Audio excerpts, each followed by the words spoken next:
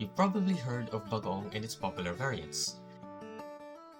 You or someone you know has likely used bagoong isda as a base for vegetable dishes or dipped a tropical fruit in bagoong alamang. Titikman! But have you ever heard of bagoong monamon?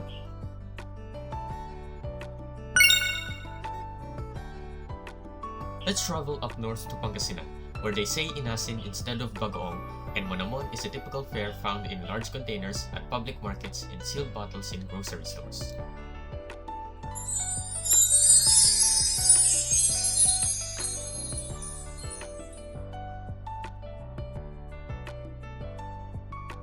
Pangasinan is the salt capital of the Philippines, so it doesn't come as a surprise that it's also one of the country's top producers of inasin. The variant monamon is also deeply rooted in its culture and economy. Inasin monamon is made with fresh-caught anchovies.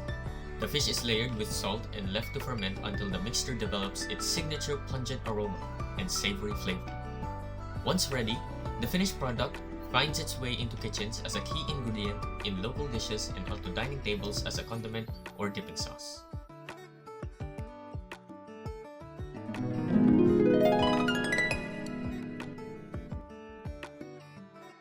Monamon seems like a simple product, and the process of making it sounds pretty straightforward. But in reality, a lot of science goes into its production, from the ingredients sourced from the environment to the biochemical reactions occurring during fermentation. The coastal waters of Pangasinan and nearby provinces serve as an abundant source of monamon's primary ingredients, anchovies, and salt. In a 2016 report, the Philippine Statistics Authority named anchovies as the top 5 major catch by commercial fisheries in Region 1. More recently, the Philippine News Agency shared a video clip of fishers catching anchovies in Barangay Poblacion, Pagudpud, Ilocos Norte. But why look elsewhere when Pangasinenses, what the people of Pangasinan are called, can harvest anchovies straight from their own waters, specifically the Lingayen Gulf? If the name rings a bell, it's because Lingayen Gulf is named after Lingayen, which is not only the capital of Pangasinan, but also home to the top inasin producers in the province. About 2 hours away from the capital, the surrounding towns of Dasol and Bolinao boast thousands of salt beds. These are the likely sources of the salt added to the anchovies, allowing them to ferment. With anchovies from the Gulf and salt from the nearby towns, all the essential ingredients are now on hand. What follows is fermentation, an ancient technology practiced in Asia, Europe, and Africa.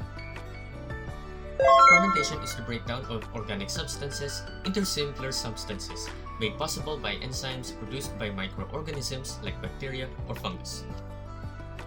To prepare the anchovies for fermentation, they are washed in a brine solution to remove any debris. The salting period follows, lasting about 2 to 4 weeks. At this point, fermentation proper starts.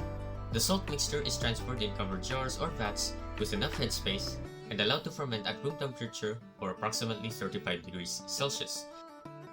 Once fermentation is done, the pungent yet savory flavor of Inasin Monamon is achieved, and the product can now be stored in containers for household consumption or packed and sealed for selling and distribution. It may still sound simple after all, but fermentation is a delicate process with a very thin line separating food spoilage and safety. Proper fermentation techniques also spell the difference between an undesirable product and a well-loved delicacy. That's why it's important to standardize the food processing technologies that give us Inasin Monamon and other fermented fish products. This would ensure medium-scale industrial producers maintain the quality of their distributed goods. These include the major inasin factories in Lingayen, Pangasinan, which also get to preserve the credibility of their traditions and homegrown brands. However, there is limited research and development for focusing on optimizing such processes. Many bagoong producers, including smaller, family-run businesses, may also be reluctant to adopt new technologies. They prefer the labor-intensive, traditional methods that have been passed down through generations. This may be exacerbated by the fact that these manufacturers belong to a largely informal and capital-deficient industry. Moreover, the industry itself faces a decrease in raw materials and a rise in material costs.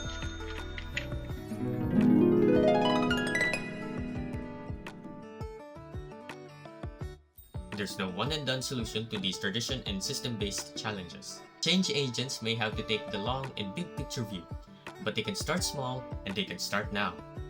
In terms of standardization, a national standard code of practice already exists for the process of salt-fermented fish and shrimp. It was developed by the Department of Science and Technology and then approved by the Food and Drug Administration and of the Department of Health. This will help Inasin producers, through their cooperatives, to align practices, beginning with simple tech upgrades like clean plastic drums instead of rusty tins, food-grade salt, and better covers to prevent contamination. Later, they could scale to digital tools such as oimeters to ensure water activity at 0.85 is met during the salting process, preventing the growth of spoilage causing bacteria and pathogens. Currently, traditional makers rely on checking mold and bacteria growth instead of measuring water activity. Cleaner and more precise processes mean less dependence on trial and error, so less raw materials are wasted and fewer resources are consumed. Local champions of culture and heritage may also connect with older Inasin makers, asking them to teach their traditions to the younger generations. At the same time, they can invite food scientists to show simple safety upgrades. This makes adoption less intimidating. Industry partners from government agencies to private innovators can also provide peer-to-peer training or equipment subsidies to small producers.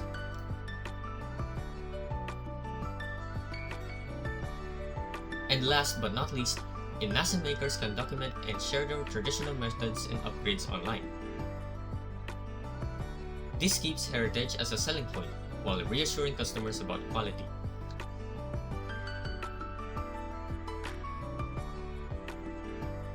These are some fundamental ways new technologies can be introduced to Inasin producers in Pangasinan and even other parts of the country.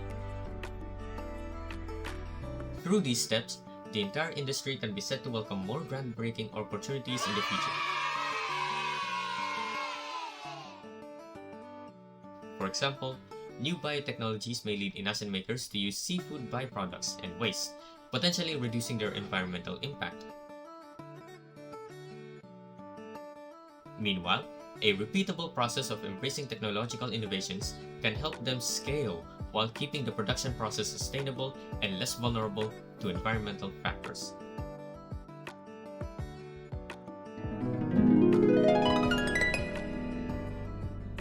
Indeed, a lot of things go into a vat or bottle of Inasin Monamon. It's a deceptively simple product that bursts with flavor and even memories. But thanks to science and technology, it makes local dishes tastier and gives communities livelihood opportunities. In Pangasinan, Inasin Monamon has also certainly earned its place as a prized delicacy. Drop by the annual Bagong Festival in Lingayen and you'll see firsthand how this product is revered in the province. Whether you dig the endless cooking that showcases the different ways Inasin enhances various cuisines or the guided tours of Inasin factories, you'll walk away with a deeper understanding of how something so simple can uplift the culture, economy, and people of Pangasinan. Or, after watching this, why don't you check out the bottle of Inasin in your kitchen, whether it's Monamon or another variant? Does it carry the label of one of these Lingayen-based brands, JB Bernal Bagoong, MMMSG JCCM Corporation, or J's Bagoong?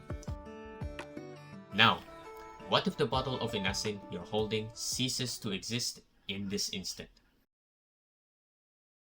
Given what you know now, think about what and how much would be lost.